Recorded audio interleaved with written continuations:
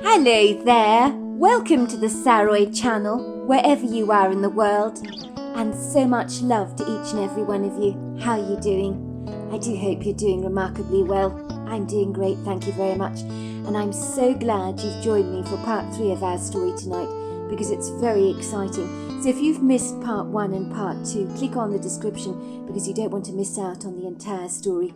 It's getting incredibly intriguing. We're about to find out what happened to Adam McFreeze, and let's continue with part 3 of our story. Oh my word! Look what the cat dragged in. Isn't this an amazing surprise? Said Dr. Miller, looking up at Merrill, recognizing her at once.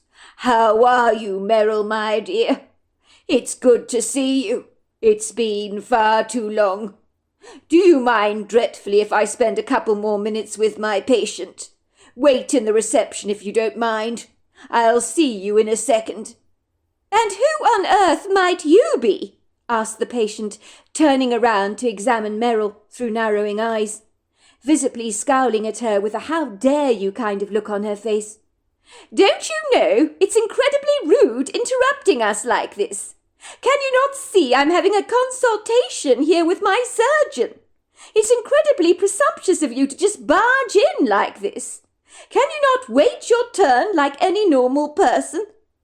Oh, I do apologise for interrupting. But you know what, Mrs. Frieseman?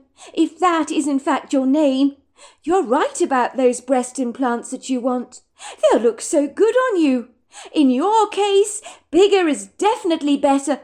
You don't want to skimp on size, do you? Said Merrill, unable to resist the urge to be sarcastic. See, Dr. Miller, listen to this woman. She agrees with me. Now are you persuaded? She said, arching her brow with a triumphant look on her face. Are you going to give me the surgery or not? Or do I have to book an appointment with Dr. Ernest Rodriguez? I like your work, Dr. Miller. I'm going to be completely frank with you. You're an excellent surgeon. And everybody knows that.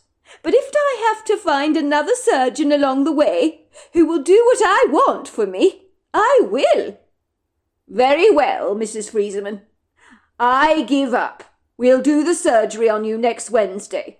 Remember the rules, no food the night before, said Chancer, waving his arms in the air in a resigned exasperation, as if swatting the patient away like an annoying mosquito.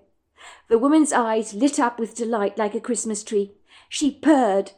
Oh, Dr. Miller, she said coquettishly, you make me a happy, happy lady. Guess where I'm going now?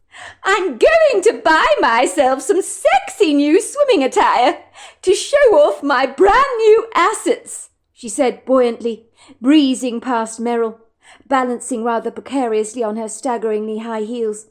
She affectionately patted Merrill on the back, as if they were long-lost old friends or kindred spirits of some kind. If you're looking for implants, my dear, you're in the very best hands here with Dr. Miller. He's a fine surgeon, you know.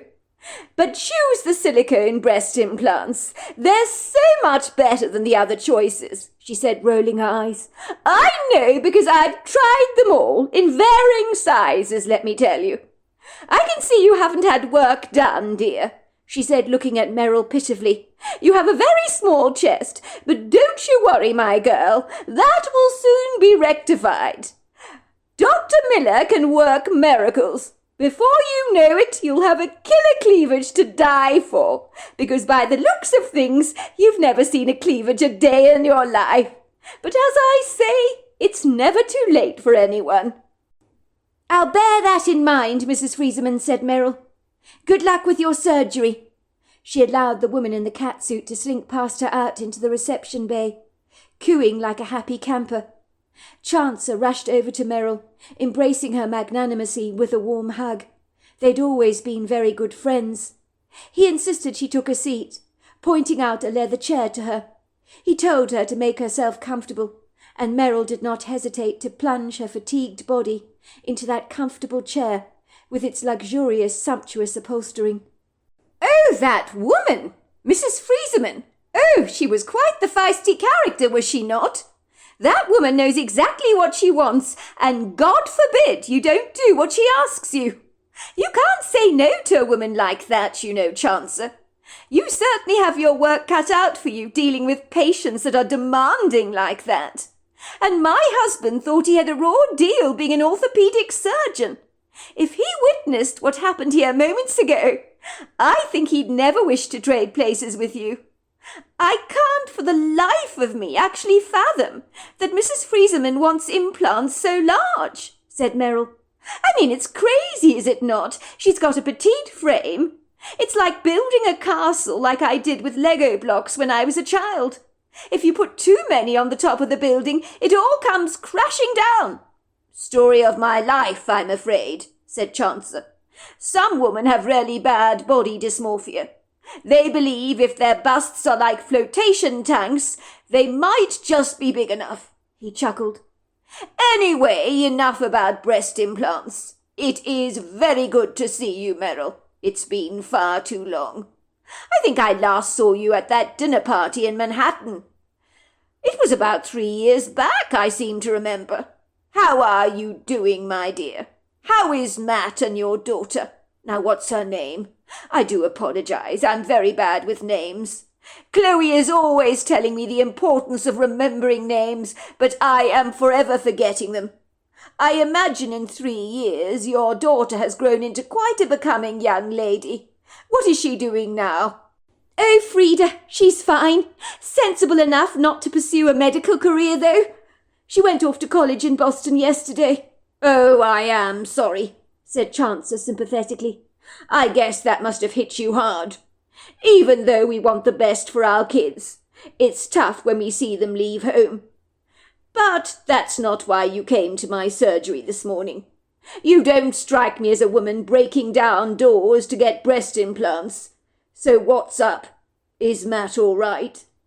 For a moment Chancer's face dropped. He is all right, is he not? Don't tell me he's sick. Of course Matt's not sick. He's absolutely fine, said Merrill. It's nothing like that. But he is in fact the reason I came here to see you this morning. It's a little bit of a delicate subject, I'm afraid, but I need to broach it with you. Go on, said Chancer, raising a brow. A Detective Wilder from the Chattahoochee Sheriff's Office came to my home yesterday, wanting to speak to my husband about the disappearance of Adam McFreese. Chancer scratched his head. He was a good-looking surgeon, with a warm olive complexion and green eyes, but his face seemed to pale at the very mention of Adam McFreese's name. He sighed and began to squeeze one of the breast implants on the walnut desk so hard that his knuckles turned white. Merrill suspected it was a self-soothing gesture for him. He said gingerly, "That's a blast from the past, is it not? I haven't heard Adam McFreese's name mentioned in many years. 25 years, to be exact, since the man disappeared. It's a long time.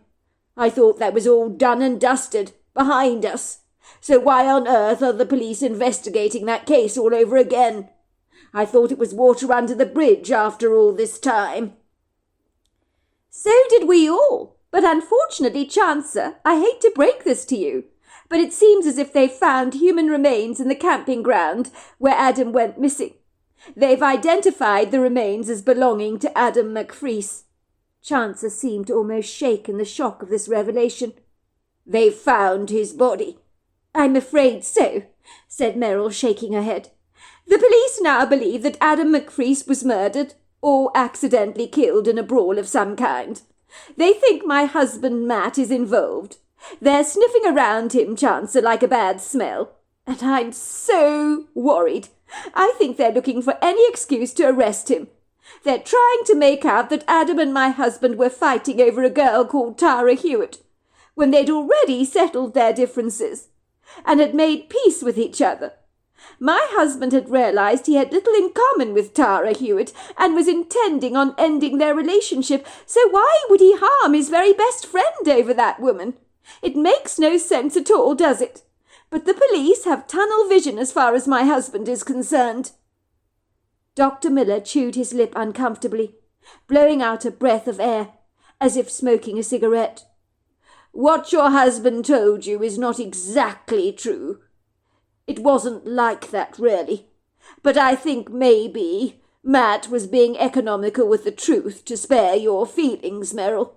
"What do you mean?" asked Meryl. "You're not making any sense, Chancer. Please spit it out.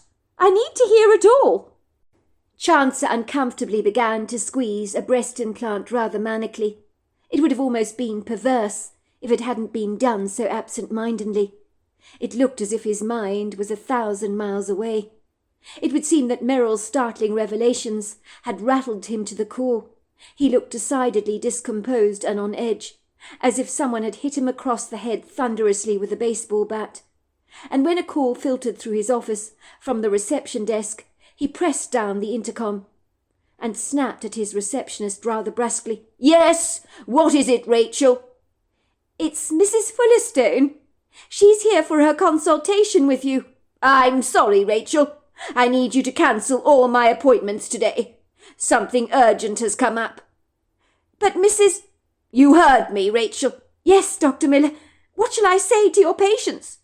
"Say that, Rachel. I pay you to use your wits, so bloody use them, will you? Even if you have to be creative with the truth," he said tetchily. "Sorry about that, Meryl. This has come as a shock to me. Look at me. I'm shaking like a leaf. This whole wretched business being unearthed again. It's not easy to deal with. I must warn the others that we all have to have our stories straight, because it's likely we'll be interrogated by the police again, now that remains have been found at the camping site. This is a nightmare. I need this like a hole in the head." "You echo my sentiments exactly, Chancer. But what are you not telling me? What do you mean about my husband being economical with the truth to me?" Chancer gave Meryl an apologetic look. "What I mean, Meryl, is the police likely think that Matt had a good motive to harm Adam McCrease. If you want to know the truth on the camping trip, the tension between the two men you could cut with a knife, which kind of spoilt the trip for the rest of us. I'm actually surprised they both agreed to come, as they'd had a massive fallout with each other over Tara Hewitt. You see, Meryl, your husband had very good reason to be mad with Adam McCrease, and personally I couldn't blame him. The police know that, I'm most sure." "But I don't understand. That's not what Matt told me." "Well, I think we're all going to have to get our facts ironed out straight when the police interview us, which is invariably going to happen. I'm sure Matt probably did not want to upset you, Meryl, but I'm not going to tell you any lies, because you will find out soon enough. I'm about to tell you that Tara Hewitt and your husband got engaged in college. Your husband was smitten by her, but she broke his heart.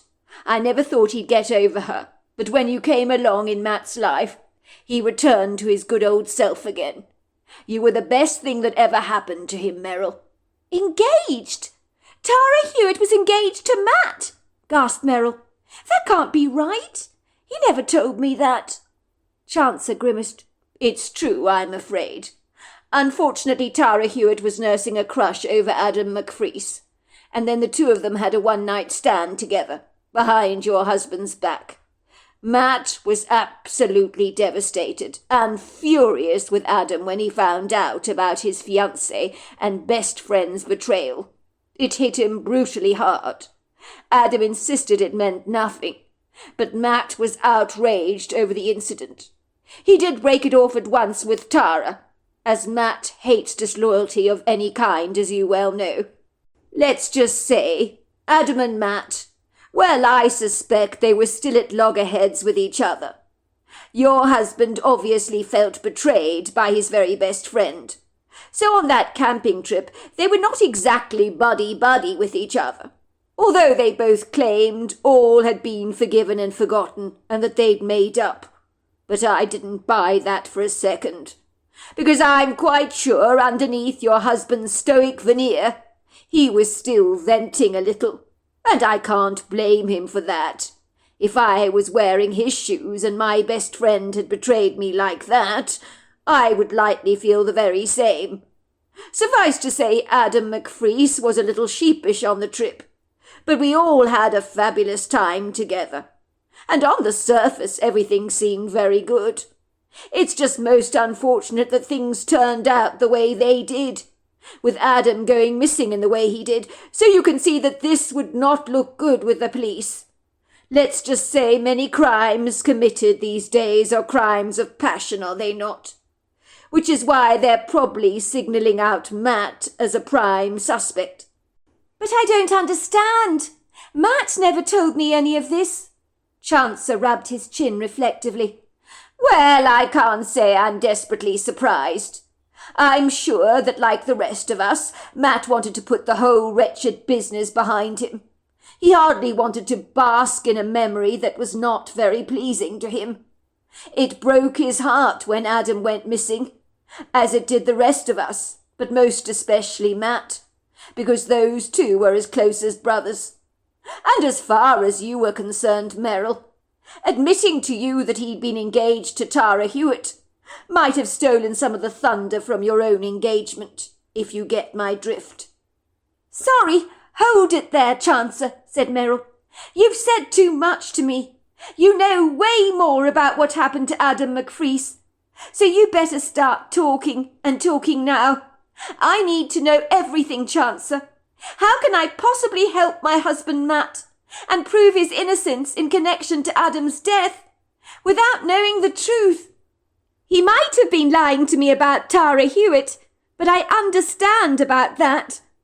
But I'll tell you one thing, Chancer. My husband is not capable of murder. Ah, but that's where you're wrong, Merrill. I think every single human being on this planet is capable of murder, if the environment is right. But none of this is as simple as you think. But I will tell you everything. You deserve to know the truth, said Chancer. Not that Matt will appreciate my telling it to you, but I think hearing it from me will be easier. I can see by your resolute determination to find answers, you will stop at nothing to get them. But I'm warning you, what you're about to hear is not what you would ever anticipate. So brace yourself. 25 years earlier, Matt Blackburn wondered why on earth he'd agreed to come on this camping trip. The fury he felt towards his best friend Adam McFreece was insatiable. There was a large part of him that wanted to just clobber his friend so hard, punching his lights out, but he knew that despite everything, Adam was as close to him as a brother, and in time he would find it in his heart to forgive his friend. After all, we all make mistakes. Matt Blackburn drove his truck with Adam McFreece sitting on the opposite seat. They listened to some music together, barely speaking very much. The silence was cutting, until Adam could bear it no longer, so he blurted out his thoughts. For God's sake, Matt, you don't need to be so prickly. Did I not tell you I'm sorry? What more do you want me to say? I've never regretted something so much in my entire life. If I could take it back, I would, but I can't. I'll do anything to fix this, bro. Make it better between us, which is why I agreed to come camping with you and your friends. I don't want to lose our friendship over this, Matt. I drank too much, and Tara, she was all over me like the tinsel on a Christmas tree. I'm not exaggerating. She was practically tearing my clothes off me. It wasn't the other way round. I'm not making excuses for myself. I was actually pushing her away. I was telling her she was engaged to you, but she was telling me she always liked me, and what you didn't know would never hurt you anyway. What does that say about your fiancé's loyalty, Matt? You don't want to be married to a woman like that, someone you can't trust. In a way, I did you a favour, showed you what she was really like. I was too drunk to refuse her advances, and I got carried away in the moment. But she was the one ploughing me with the alcohol, throwing herself at me indiscriminately. And that speaks volumes, doesn't it, Matt? She's not a keeper. She's a tramp. Did me a favour. Is that what you think? Is this some kind of a sick joke, Adam? Let me tell you, it takes two to tango. You did not exactly push Tara away. You betrayed me as much as Tara did, because you still allowed yourself to be seduced by her. I don't care how drunk you were at the time, bro. You should have walked away from her, but you didn't, did you? And that's what hurts the most, Adam. We've been like brothers, faithful to each other in every regard. And then you do this to me. I loved her. I thought she was the one. And look what you did. Everything you say is right, Matt. It is true. I do remember our pact that we made when we were very young about getting involved with each other's girlfriends. I felt like such a prize cad the next day in my sobriety when I realized what I had done. But what could I do? What could you do? There was a lot you could have done, Adam. For a start, you could have come and told me openly what had happened. But no, you kept it all a clandestine secret until I found out about it from Lisa Owen. And hearing it from her, well, it was like a kick in the guts, let me tell you. Do you know how devastating it is to hear that your fiancé cheated on you with your very best friend? Imagine if I did that to you with your fiancé if you had one, and the boot were on the other foot. It's one thing, Adam, to find your fiancé has been disloyal, but quite another when you realize that your fiancé has cheated on you with your very best friend, and your best friend has been disloyal, the person you trusted more than a brother. It makes me feel like an idiot. It's humiliating, insulting, pathetic. Beyond that, completely devastating. I wanted to tell you, Matt, but I just couldn't do it. I didn't have the stomach for it. I knew how much you loved Tara, how much it would break your heart. I just didn't want to do that to you. I didn't want to admit that I had done this to you. I felt so ashamed, so remorseful. But you're absolutely right, Matt. If you did the very same thing to me with my fiancé, if I was engaged, I'd likely want to kill you, tear you apart limb from limb. Hypothetically speaking, of course. About that, I'm sorry, Adam. I'm sorry about shouting at you, calling you those dreadful names, telling you I wanted to kill you, said Matt soberly. I didn't mean to lash out at you like that, but I was furiously angry, enraged. I still am, Adam. I'm going to take time to move past this, I'm afraid. I'm still at the checkmate stage on the chessboard. There are moments I feel like zoning out of our friendship, based on what happened. But you're my best friend, Adam, and I don't want to lose our friendship, even over my fiancé. You make a good point, though. If she was eager to cheat on me like this, then she's not a keeper. I loathe disloyalty of any kind. You were right to say what you did to me, bro, said Adam. I deserved it. What I did to you was despicable. Matt released a huge sigh, shaking his head sadly. I loved her so much, Adam. I really did. I thought she was the one. But all the time she was toying with my heart, like a kid playing with Play-Doh. But let's move on from this, shall we? Because I, for one, want to enjoy this camping trip, and I'm sure you feel much the same. So you forgive me? Asked Adam. I'm working on it, said Matt. It's a work in progress, Adam. But you're right about Tara. I don't know what I ever saw in her. Well, she was pretty enough, was she not? She had a good sense of humour, bro. So I'm not surprised you liked her so much. But it's a good thing it's over between the two of you. It would never have worked.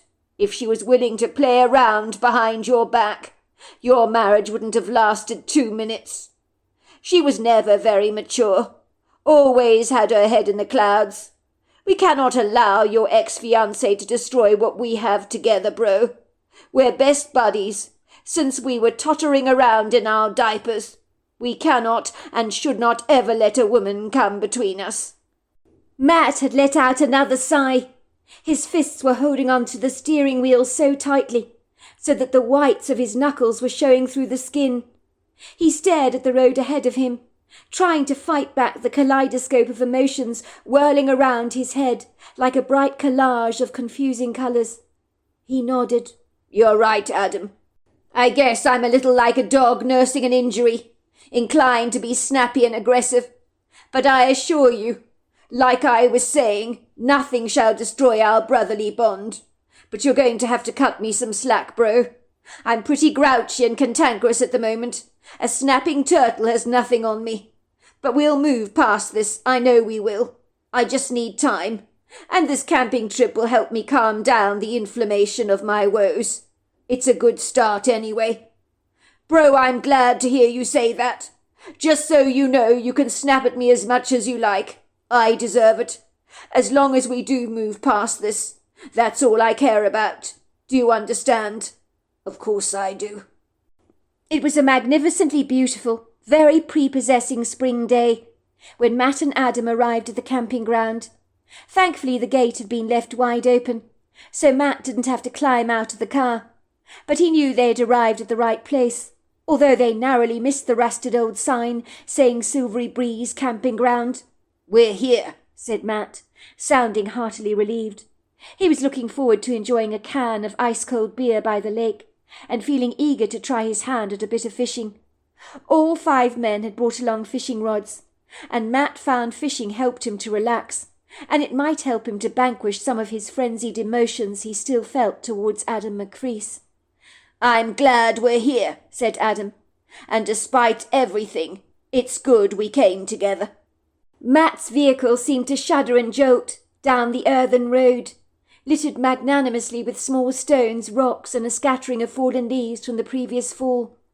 It swaggered rather precariously like an inebriated drunk that had lost all sense of balance and couldn't walk in a straight, steady line.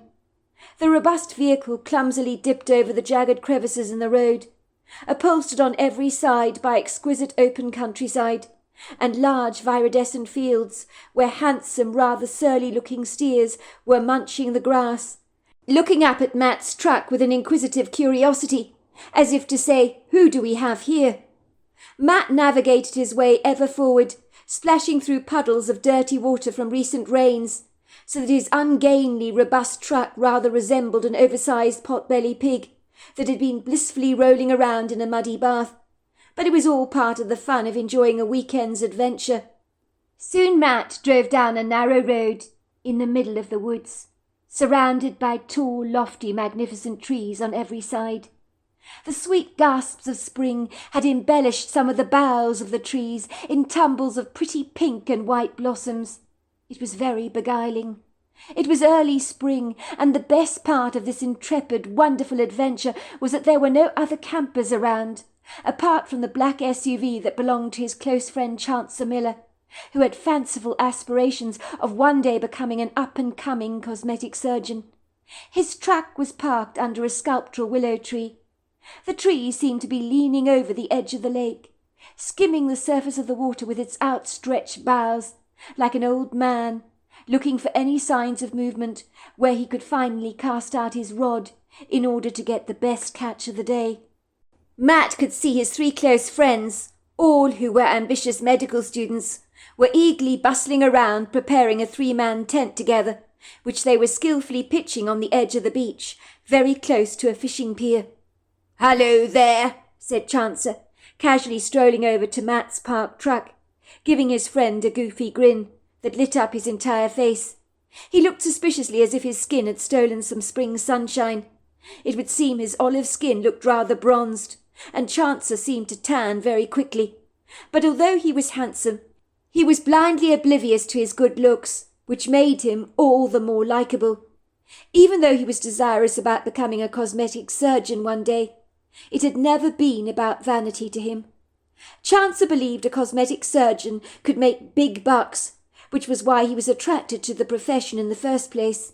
He fancied owning a yacht one day and taking fabulous trips around the world, and that, he said, you could not do unless you had plenty of money. He had thought about becoming a brain surgeon. He was an exceptionally bright man, but after having been invited to attend a brain surgery as an intern, he had decided against it. "I see you did not escape the muddy puddles on the road," he said, eyeing Matt's car. They're everywhere, aren't there? I'm afraid there's been a lot of rain in the area, but the weather is improving. It's brilliant today, is it not? The sun's come out. Once Matt got out of his truck, Chancer spoke to him more privately. How you feeling, bro? He said in a quiet whisper, taking a long hard look at the sorry state of his friend. I'm not going to kid, bro. You have looked better.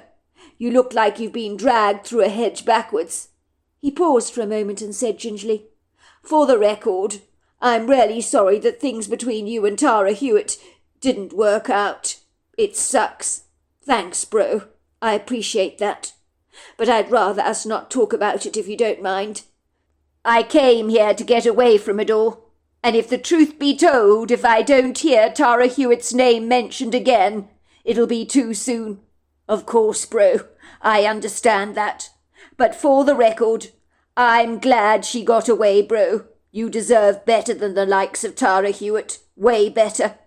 He lowered his voice again. I'm surprised to see you came with Adam McFreese. Have you two settled your differences now? It can't be easy for you in the circumstances, knowing your very best friend has really messed you around. We're working on it, said Matt. I'm not about to throw a good friendship away over Tara Hewitt. That woman is not going to ruin my life. Good man, said Chancer, patting him affectionately on the back. That's the spirit. That woman isn't worth losing any sleep over. Believe me, I know her sort. On a brighter note, is this not the most amazing campground you've ever seen? I've been coming here for years and years. It's my parents' best-kept secret. I can't get enough of this place, you know. Is it not idyllic? And let me tell you, this lake is fully stocked with a plethora of the finest fish. So if you don't catch anything, Matt Blackburn, then I'm sorry to say, bro, but you've got to be one hell of a lousy fisherman. It's hard not to catch anything in this large body of water, so there are no excuses. So no surprises for guessing what we will be eating for supper tonight. We'll be having fish around that fire pit, and it doesn't get better than that, let me tell you. It sure doesn't, Matt agreed. Adam and I better get our 2-man tent pitched next to yours. Then we will join you on the fishing pier. Good thinking, bro. You can join us over there when you've got your tent up, but don't make a noise. We don't want to scare away the fish. So there we are. That's the end of part 3 of our story. It's warming up. It's getting very, very exciting, so you don't want to miss out on part 4. I look forward to you joining me tomorrow night. Until next time, goodbye and good night.